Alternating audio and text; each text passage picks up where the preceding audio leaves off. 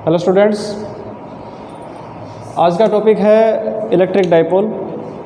और electric dipole की definition होती है the system of two charges, the system of two equal and opposite charges separated by a small distance. For example, हमने लिखा हुआ है H2O, NH3, NaCl, ये सब क्या हैं? इलेक्ट्रिक डाइपोल्स हैं। और इलेक्ट्रिक डाइपोल का मतलब हो गया हमारे पास चार्जेस होंगे equal and opposite. It means एक नेगेटिव चार्ज होगा, एक पॉजिटिव चार्ज होगा। जितना हमारे पास नेगेटिव होगा, यानी कि हम बात करें मैग्नीट्यूड की, जितना मैग्नीट्यूड हमारे पास नेगेटिव चार्ज का होगा उतना ही मैग्नीट्यूड हमारे पास पॉजिटिव चार्ज का होगा। इनके बीच की जो सेपरेशन है उसको मैंने डिनोट किया है 2a से, या फिर हम इसको डिनोट कर सकते हैं d से।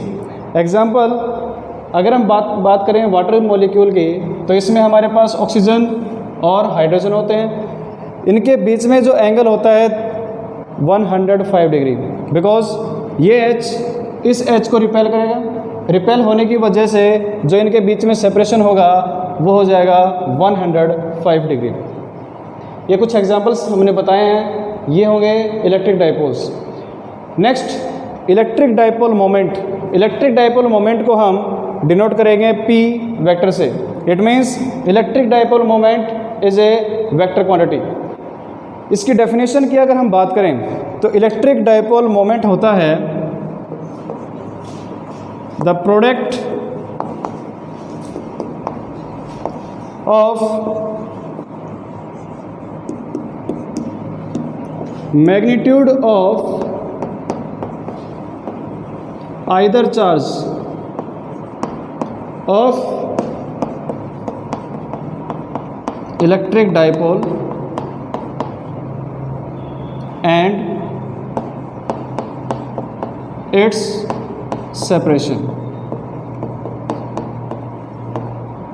इसका मतलब क्या हुआ? इलेक्ट्रिक डाइपोल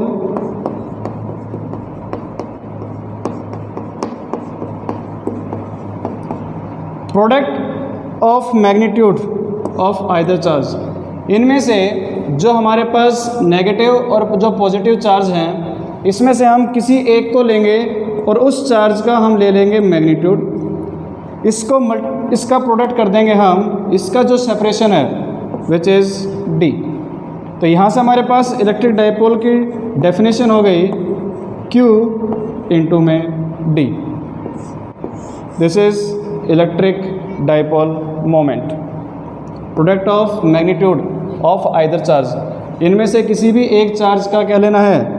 मैग्नीट्यूड लेना है, और उसको ये जो सेपरेशन हमें गिवन है इससे मल्टीप्लाई करना है। For example, this is negative charge और ये सेपरेटेड है डिस्टेंस d से। तो इन दोनों में से किसी एक चार्ज को लेना है, उस चार्ज का हमें लेना है मैग्नीट्यूड, उसको मल्टीप्लाई कर देना है जो भी इसका सेपरेशन होगा उससे। इसकी यूनिट की अगर हम बात करें तो यूनिट हो जाएगी चार्ज। चार्ज का मतलब कूलम, और डी का मतलब क्या हो गया? मीटर। तो यूनिट हो गई इसकी कूलम मीटर। डायमेंशंस की अगर हम बात करें तो इसके डायमेंशंस हो जाएंगे, कूलम के लिए हमारे पास होता है 80 और मीटर के लिए क्या हो गया? लेंथ। तो इसके डायमेंशंस हो गए हमारे पास ATL। These are the dimensions of electric dipole moment. किसी किसी बुक में ये जो सेपरेशन है इसको हम 2L से डिनोट करते हैं। यानी अगर ये नेगेटिव चार्ज है और ये पॉजिटिव चार्ज है तो कंप्लीट को कितना मान लिया हमने? 2L मान लिया। और ये जो इसके सेंटर से ये डिस्टेंस ये L हो गया। सिमिलरली इस सेंटर से इस चार्ज के बीच में जो डिस्टेंस है उसको कितना मान लिया हमने? L मान लिया। इसके बाद अगर हम इसकी डायरेक्शन की बात करें कि डायरेक्शन ऑफ इलेक्ट्रिक डाइपोल, तो direction of electric dipole is always from negative charge to positive charge. यानी direction of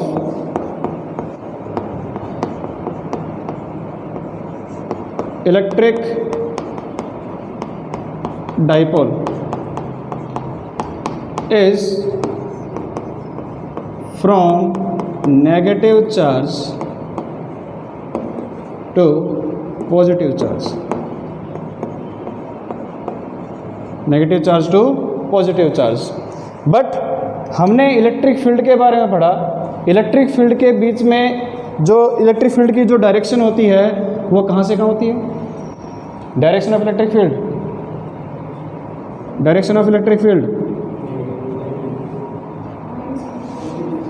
direction of electric field is from positive charge to negative charge. But electric dipole moment की जो direction है वो कहाँ से कहाँ है बेटे? वो नेगेटिव चार्ज से पॉजिटिव चार्ज की तरफ है। इसका मतलब ये हुआ जो इलेक्ट्रिक फील्ड जो हमारे पास है और जो डाइपोल मोमेंट है इनके बीच में 180 डिग्री का फेज डिफरेंस है, यानी कि 180 degree angle between electric field and dipole moment, दोनों के बीच में एंगल कितना हो गया? 180 डिग्री। इसको नोट करिए। उसके बाद हम करेंगे electric dipole moment at axial point.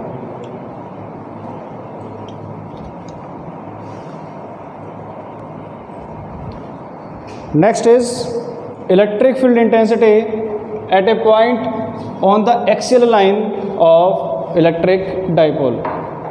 Electric dipole हमें गिवन है और इसके एक्सियल पॉइंट पर हमें कैलकुलेट करनी है electric field.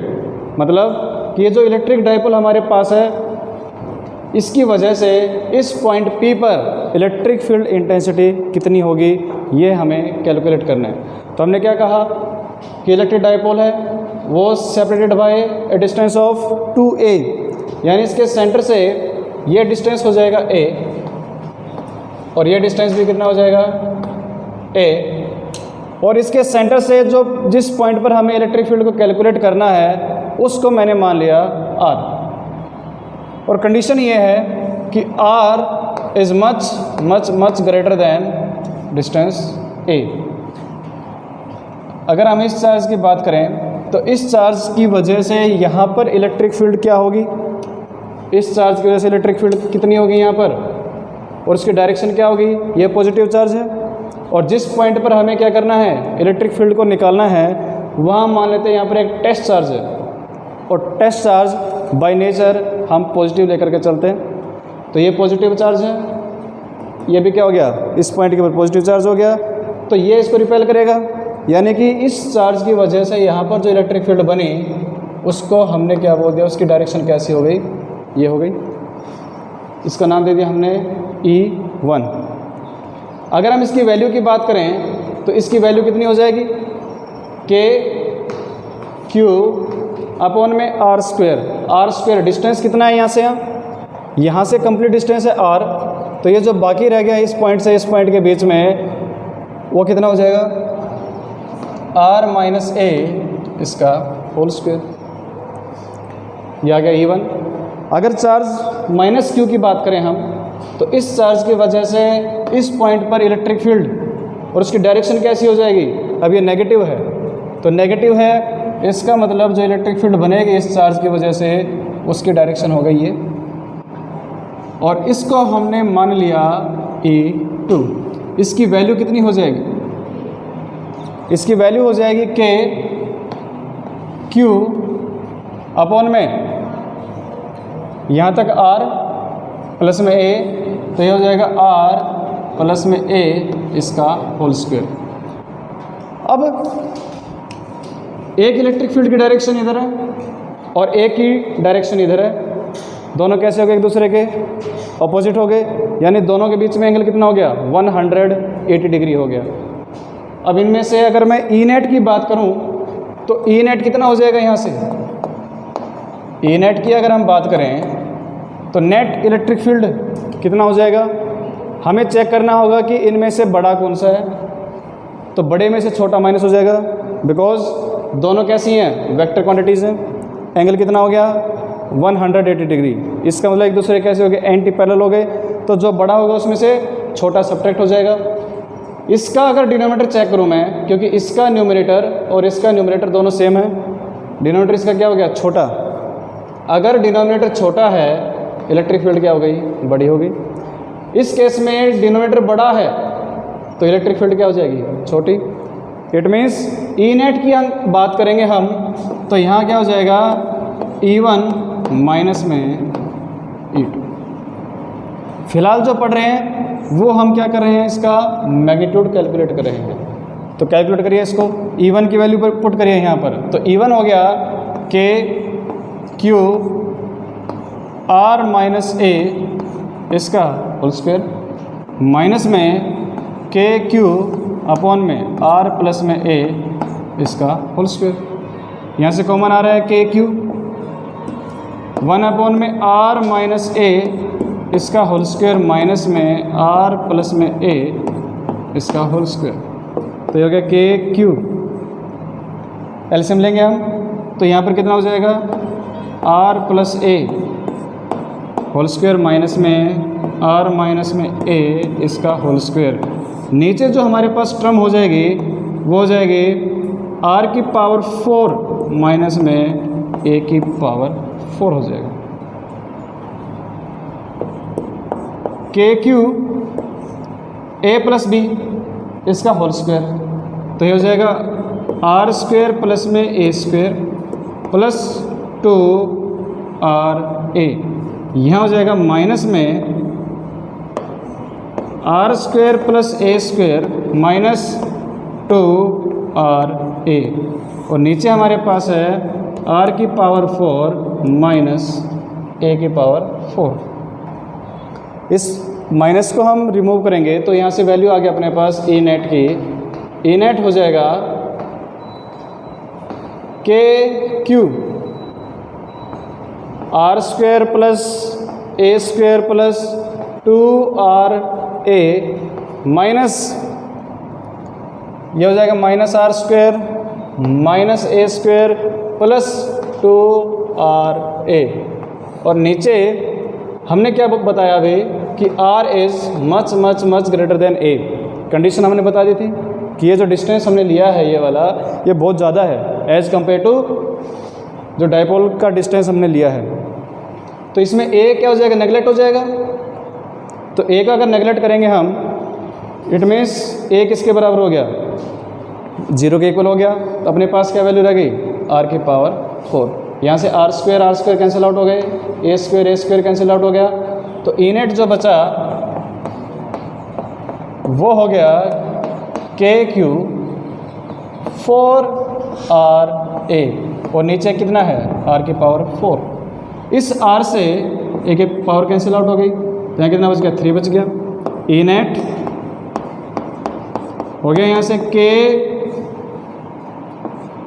Q 4a upon में आर क्यूब हो गया। इस 4 को मैं लिख सकता हूँ 2k क्यू इंटू में 2a अपॉन में आर क्यूब। ऐसा क्यों किया, क्योंकि हमें इसके बारे में पता है, ये कहीं देखा हुआ लग रहा है हमें। ये q इंटू में 2a ये किसके इक्वल होता है, किसके इक्वल होता है ये। अगर हम डाइपोल मोमेंट की बात करें तो हमने क्या पढ़ा था, product of magnitude of either charge with the separation between 2 charges. इनके बीच में जो सेपरेशन है उसको किससे मल्टीप्लाई कर दिया हमने, चार्ज से मल्टीप्लाई कर दिया। तो ये हमारे पास क्या बन गया, ये बन गया इलेक्ट्रिक डाइपोल मोमेंट बन गया। तो यहाँ पर हम ई नेट की जो वैल्यू है वो रिजल्ट अपने पास आ गया, E net is equal to 2k p upon में आर क्यूब। यहाँ से हमारे पास क्या हो गया, ई नेट की वैल्यू आ गई जो किसके इक्वल है, 2k p अपॉन में आर क्यूब। तो यहाँ से समझ में आया हमारे E net inversely proportional to r cube. E net जो है वो इन्वर्सली प्रोपोर्शनल है आर क्यूब के। अगर इसकी डायरेक्शन की बात करें हम तो इसकी डायरेक्शन क्या होगी, डायरेक्शन बताइए ज़रा। डायरेक्शन ई नेट जो आया है वो किसकी वजह से आया है, E1 माइनस E2। E1 की डायरेक्शन कैसी थी, वहाँ थी, यानी कि E1 की जो डायरेक्शन थी वो इधर है, और जो डाइपोल मोमेंट है उसकी डायरेक्शन क्या होती है, नेगेटिव से पॉजिटिव की तरफ। इसका मतलब क्या हो गया, जो direction of electric field and direction of electric dipole moment दोनों की सेम हो गई, यानी कि इनके बीच में जो थीटा होगा वो कितना हो गया, 0। अगर थीटा 0 डिग्री है इसका मतलब इलेक्ट्रिक फील्ड भी इधर ही होगी और इलेक्ट्रिक डाइपोल मोमेंट, इन दोनों की डायरेक्शन क्या हो गई, सेम। अंडरस्टूड, इसको नोट करिए। फिर हम इसको वेक्टर फॉर्म में करते हैं।